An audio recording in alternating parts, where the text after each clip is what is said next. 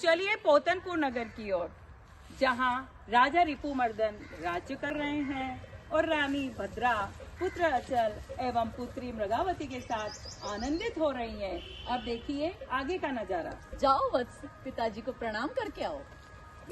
पिताजी प्रणाम। मेरी पुत्री तो साक्षात नारी रत्न लग रही है।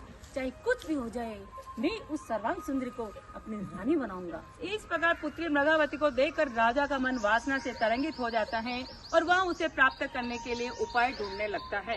तुरंत एक राज्यसभा को आमंत्रित करता है ताकि लोगों में कोई अपवाद भी न हो और राजा का काम भी बन जाए। तो चलिए राज्यसभा की ओर।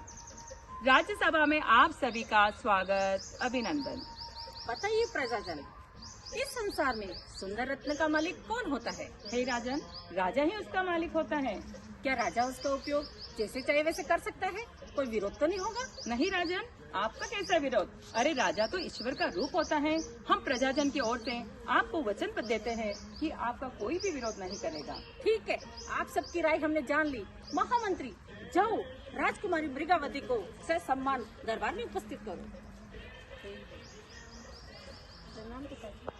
प्रजाजन, ये वही रत्न है मृगावती।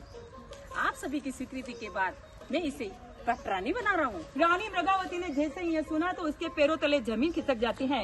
और एक पिता अपनी पुत्री के साथ ब्याह करें, वासना का ऐसा तांडव नृत्य देखकर सारी सभा मौन हो जाती है। कोई चाहकर भी विरोध नहीं कर पाता है और आखिरकार एक पुत्री को अपने पिता की पटरानी बनना ही पड़ता है। अब देखिए यह दृश्य देखकर माँ भद्रा के ऊपर क्या गुजरती है। पुत्र अचल, चलो, इस महल में मैं अब और नहीं रह सकती।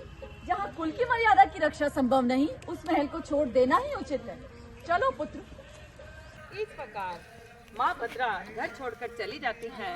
कालांतर में पुत्री मृगावती एक पुत्र को जन्म देती है। पुत्र की पीठ पर 3 बांस के निशान होने के कारण इसका नाम श्रीपष्ट वासुदेव रखा जाता है और यही है भगवान महावीर स्वामी का 18वां भाव। अब देखते हैं आगे का नजारा।